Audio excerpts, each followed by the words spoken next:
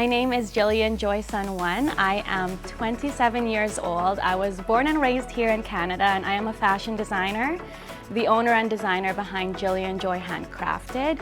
So we specialize in creating modern filipinianas, both ready to wear as well as custom bridal filipinianas here in Toronto. My parents both migrated here in the early 90s. So my mom came first, she brought my dad over afterwards, and then me and my siblings were born here. In terms of an unforgettable experience, I guess something that really sticks out to me is just the growth that our family had while we were here in Canada, thanks to my parents, I guess, dedication and perseverance. So obviously, as new immigrants here, they didn't really come with much. I remember me and my siblings were born and raised into apartment buildings here in Toronto. Eventually, my parents worked hard enough to buy a townhome in Toronto as well. After that, they were able to buy a bigger house in Brampton. And then after that, we moved back to Toronto with our now family home in North York.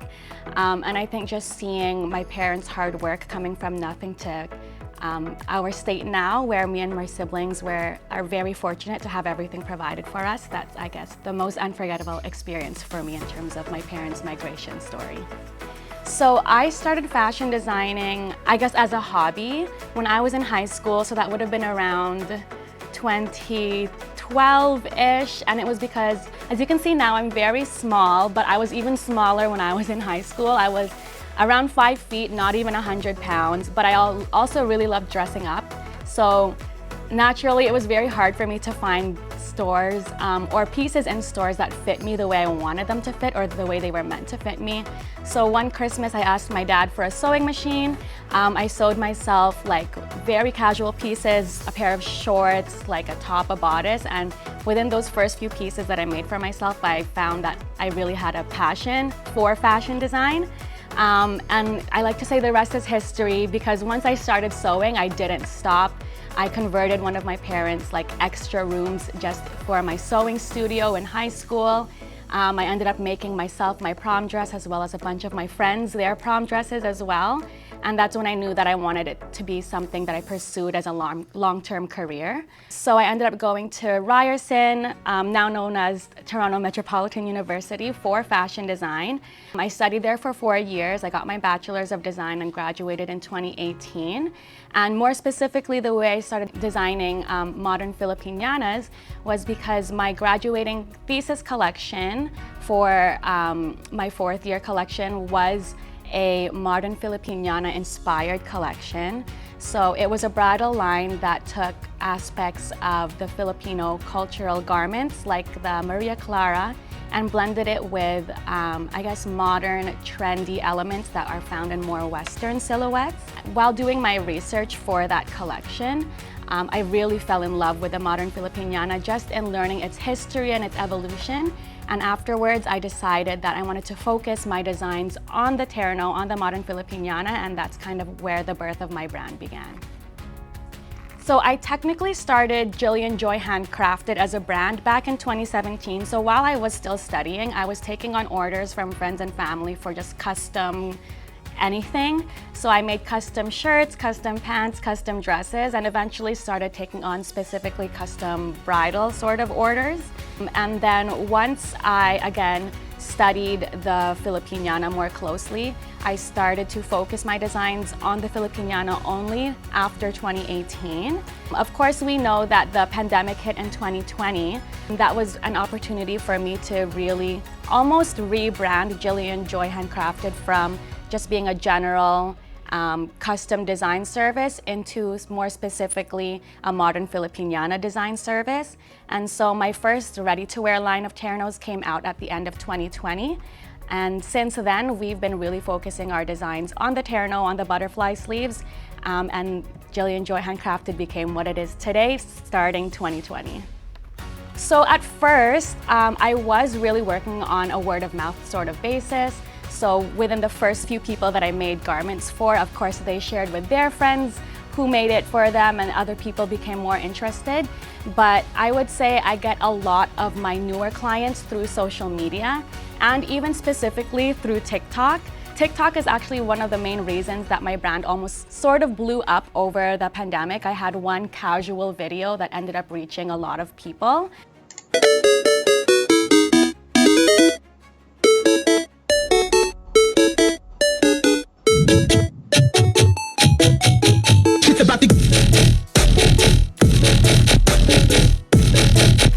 And since then, I was able to gain new followers, both through TikTok and then inevitably through Instagram as well. And I feel that's where most of my followers turn into actual paying customers. Yeah, so right now I would still say the majority of my clients are from the US, and I do gain them from social media, again, specifically Instagram and TikTok. My customer base consists of a lot of people around my age, which I feel makes sense because I'm able to relate to them more and really advertise to them more through my social media. So when I say my age, I mean women, Filipino women, located in the United States and in Canada, usually ranging from like late 20s to early 30s. But I am seeing a lot of likes and just interaction specifically through social media with generations outside of that sort of age range. So for example, I do see some older women still interacting with some of our posts and showing interest in wanting to wear the modern filipiniana. And the same thing goes for the younger generations. I do see some interactions from ages as early as girls in high school who feel inspired by, I guess, my pieces and being able to represent their culture by wearing the modern filipiniana. There's like this whole history behind the comeback of the terno, because we know that even when I was studying it back in 2017 and 2018, a lot of people actually just weren't wearing the terno. And when I say the terno, I mean specifically the garment with the butterfly sleeves. A lot of people sort of saw the filipiniana and the terno as just a cultural costume. So for example, you know, a cultural event at high school or a cultural event with the city type thing, but they weren't really seeing it as an actual garment that you could wear. I think we first started seeing its comeback through bridal wear, which is why I like to specialize in that, because I think it's really special for brides to be able to represent their culture on such a special day. But through my brand, I do try to push for wearing the terno outside of those really special occasions like weddings, but also just through everyday events. So now we're starting to see people wearing them out like to the office for, you know, wearing them in person for jobs, for interviews, and for occasions outside of weddings like graduations and things like that. And through my brand, I'm hoping to show people that we can wear the terno for everyday events and hopefully bring it back into all of our everyday sort of occasions.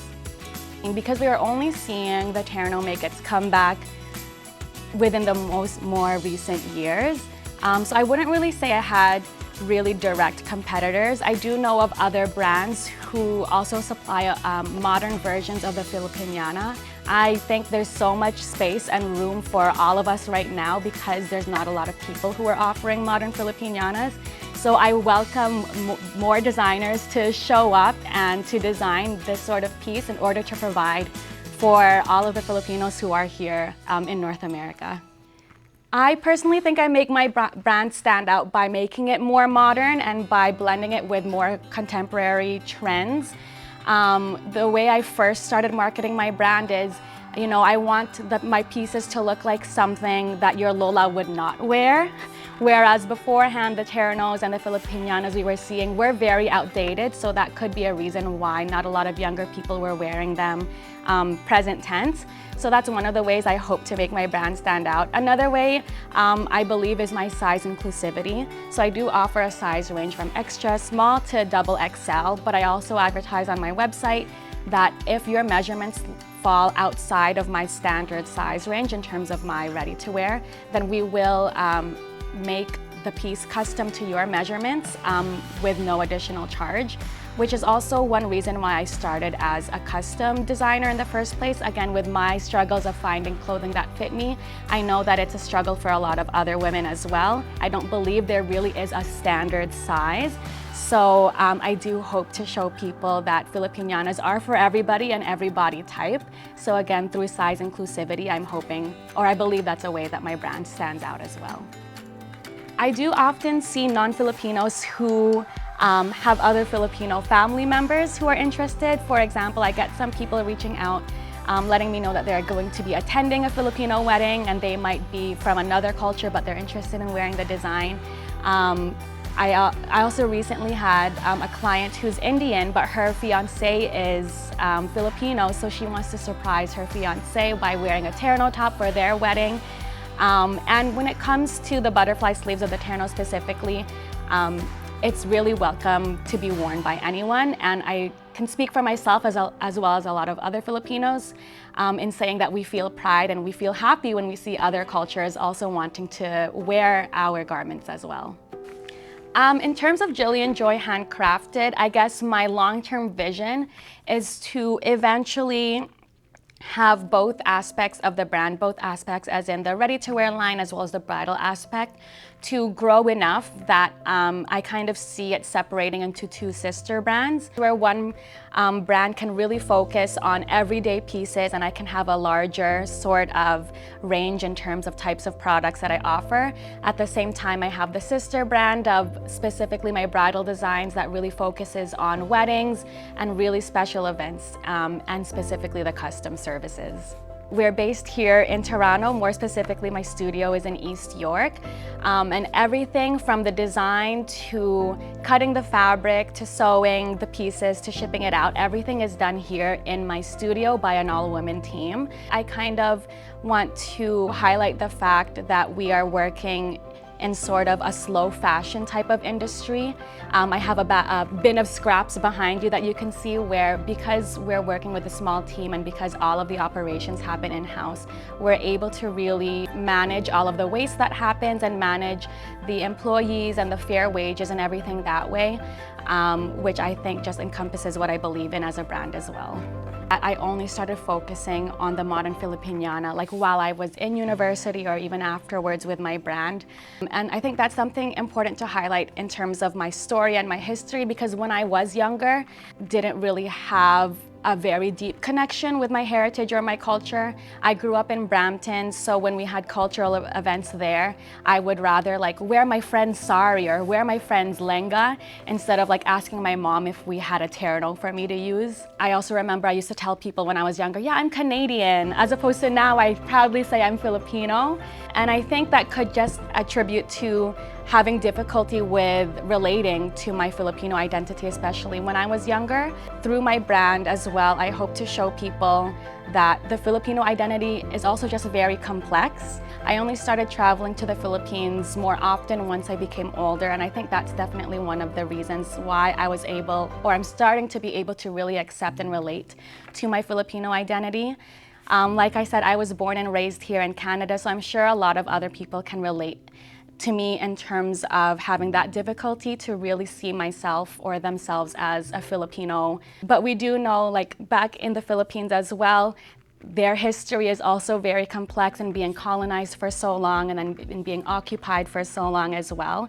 So I think that's one of the things that I hope to show through my brand, that there's not just one specific, I guess, ideal Filipino identity. The Philippines has a complex history, and that kind of shows through with all of us, especially knowing that there are a lot of Filipinos living outside of the Philippines. There's a huge Filipino diaspora and that population also in Canada and the US. And so in sort of blending both the Filipino cultural sort of garment with more Western and contemporary trends and silhouettes here in North America, I think that in a way represents who I am as a Filipino, because there is that intertwining of different identities that make one person up as an individual. So I think that's, I guess, a way that I see my brand representing myself as a Filipino woman, Filipino-Canadian woman. So within Canada, I do try to support other Filipino-owned brands. You may know that I do a lot of collaborations with Cambio & Co., who is another Filipino-owned jewelry brand here, as well as just visiting local Filipino restaurants and things like that, and going to all the Filipino events like Filipino night market. I guess those are very easy ways to stay connected here in Canada. More specifically to do with businesses, I do host Filipino-themed pop-ups. And I know it's gonna be a lovely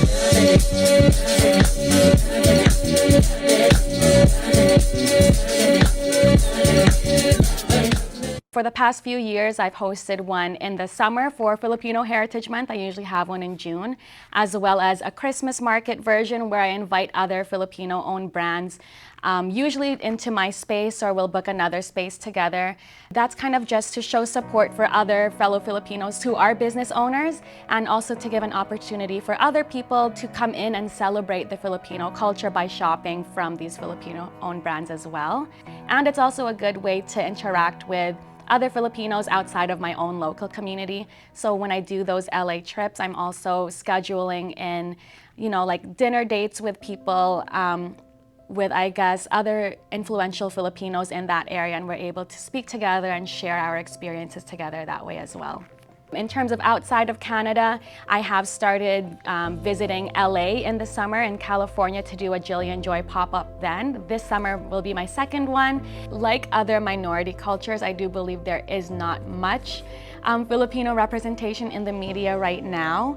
Slowly but surely, we are starting to see some representation pop up, whether that be from Filipino Canadian or Filipino American actors getting larger roles as opposed to minor roles, as well as through social events, being able to wear their cultural garments, like on the red carpet type thing. In terms of where we do hope to see more Filipino or minority culture representation within the mainstream media. That could look like Filipino people getting the lead roles in terms of being the lead romantic.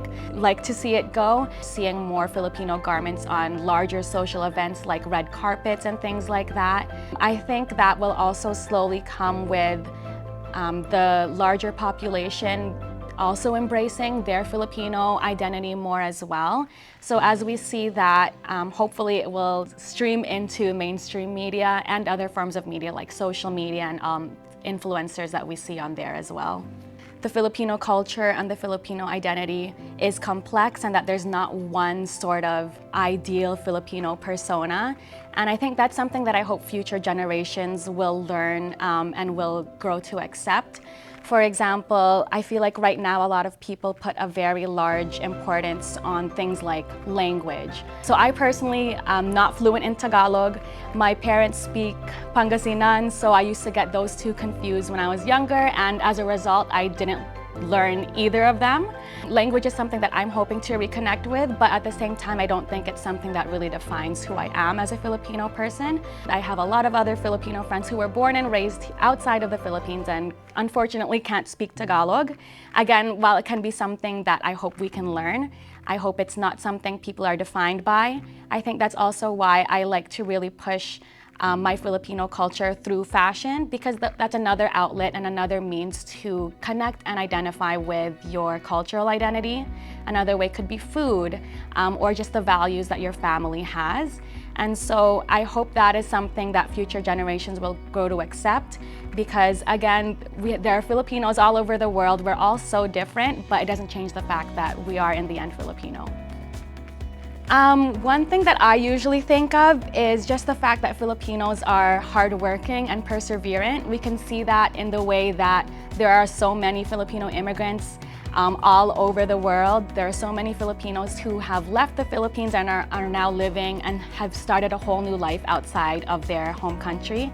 Obviously, that's not me, but it is something that I see in my parents that I really value, just their sort of discipline and perseverance and those sort of attributes that they have to have in order to be able to start a new life like they have had here and like many other Filipinos have had. And so that's something that I hope I grow into, especially growing older into adulthood, and also something I hope to continue to see in future generations, whether or not they were born outside of the Philippines or they were born there and have had to move somewhere else.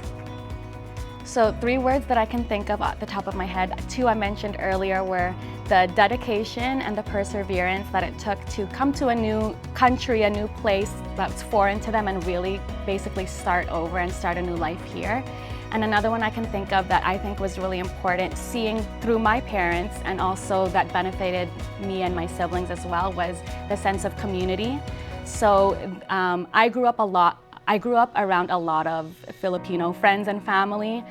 We attended a Filipino church growing up, and I think that was something that reminded me that I was Filipino, that I am Filipino, even at such a young age. It's also something that helped us be immersed in the Filipino culture when we were younger, despite not having visited the Philippines before at that age. So things like just hearing the language around us at all times, or eating the food very often, or just having, I guess, a support system that my parents are able to lean on in terms of people who are in the same situation as them. I think having a sense of community, especially outside of your home country, is super important and will inevitably benefit younger generations, like how it went from benefiting my parents to benefiting me and my siblings as kids. I do hope to see the Filipino culture and values being passed on. And I think ways that we can do that are, again, setting up those meaningful spaces for community where we can just connect with each other as fellow Filipinos. I think that'll definitely help inherent values and ways of thinking be passed on. I think traveling back to the Philippines is a really meaningful way to reconnect with culture that we may have lost the connection with or not really know or have any connection with. Just being immersed in your home country, I think for me was something that really sparked my interest as when I was younger to have or to start that reconnection. So I think those are like tangible ways that we can hopefully make sure the Filipino culture gets passed on through future generations.